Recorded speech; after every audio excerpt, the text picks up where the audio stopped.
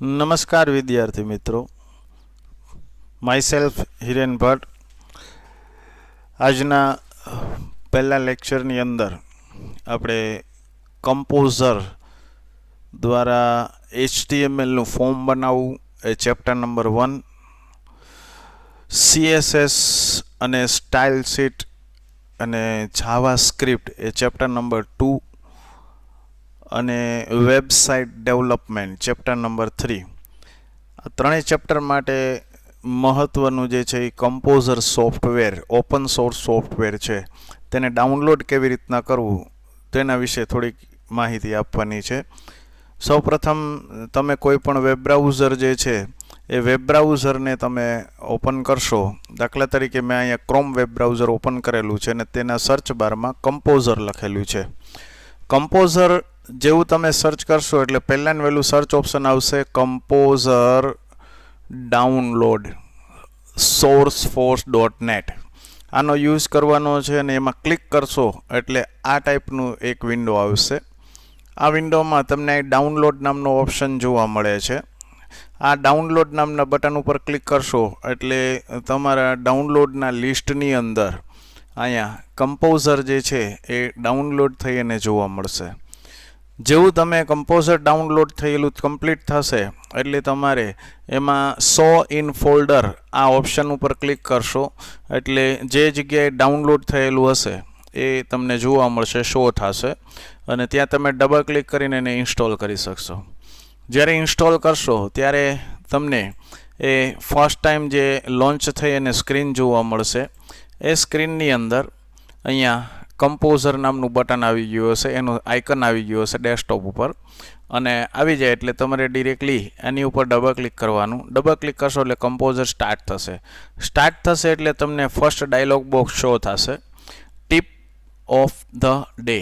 એની અંદર show tip at startup એને disable કરી અને ક્લોઝ આપી દેવાનું એટલે અહીંયા તમને કમ્પોઝર સ્ટાર્ટ થઈ અને જોવા મળશે. આની અંદર તમારે ફર્સ્ટ ચેપ્ટરની અંદર તમને કમ્પોઝરનું ઇન્ટ્રોડક્શન આપેલું છે પેજ નંબર 4 ઉપર, જેના મુજબ સૌથી ઉપર file, edit, view, insert, format, table, tools and help આ જે છે એ મેનુ આપેલા છે. Then after composition toolbar, most recent option are here. બરાબર, અહીંયા new, open, save, publish, undo, redo, anchor, link, image, table, form, HTML and CSS.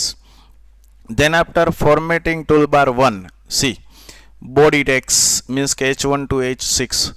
પછી તમને અહીંયા એના સ્ટાઇલ બતાવેલી છે. એ સ્ટાઇલની અંદર હેડિંગ 1માં તમે જાઓ તો સેટ થતું હોય તો કરશે, અધરવાઇઝ એની મેળે ફોર્મેટ સેટ કરશે. Bullet and numbering, exclamation marks, બરાબર છે. નંબર સિસ્ટમ, ઓર્ડર લિસ્ટ મૂકવું, અનઓર્ડર લિસ્ટ મૂકવું છે, ઇન્ડેન્ટેશન મૂકવું છે, પેરેગ્રાફના મૂકવા છે, એની ડેફિનેશન ટર્મ મૂકવી છે, યા ડિસ્ક્રિપ્શનનો યુઝ કરવો છે, આનો યુઝ કરી શકો છો.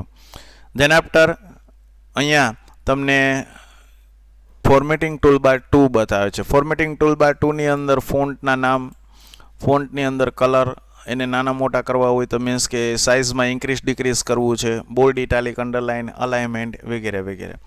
ધેન આફ્ટર અહીંયા તમને જુઓ એક આખી સ્ક્રીન તમને જોવા મળે છે. સ્ક્રીનમાં રાઇટ હેન્ડ સાઇડ તમને સાઇટ મેનેજર છે.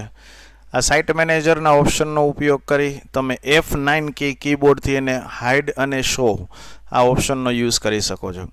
અને અનટાઇટલેડ નામનું એક તમને આખું પેજ જોવા મળશે. આમાં તમે આ તમારો વર્ક એરિયા છે, એ વર્ક એરિયામાં એક કર્સર જે બ્લિંકિંગ થશે ત્યાં તમારે કંઈ પણ વસ્તુ ટાઈપ કરી શકો છો યા કોઈ પણ વસ્તુ લઈ શકો.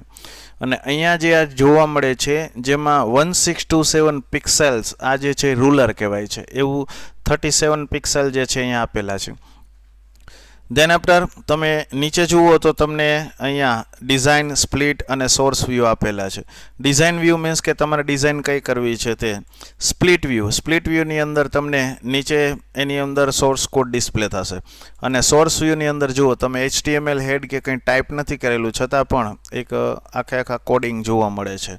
અને નોર્મલ વ્યૂ તો ઓબ્વિયસલી તમને જોવા મળશે અને કેવી રીતના એ શો થશે પ્રિવ્યૂ, એના માટે પ્રિવ્યૂનો યુઝ કરી શકો છો તમે.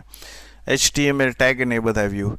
હવે અહીંથી આપણે ડિઝાઇન વ્યૂનો યુઝ કરી અને આપણે કોઈ પણ ફોર્મ ક્રિએટ કરવું હોય તો એ કરી શકીએ છીએ.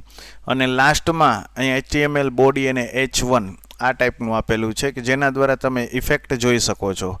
માઉસનું કર્સર એની ઉપર આવશે તો આ જે છે એ કમ્પોઝરનું ઇન્ટ્રોડક્શન રહેલું છે. હવે બીજા વિડીયોની અંદર આપણે કેવી રીતના એક નાનું એવું ફોર્મ જેમાં નેમ અને ઈમેલ આઈડી એડ કરીને સબમિટ કરી શકાય એના વિશે માહિતી લેશું. બાય.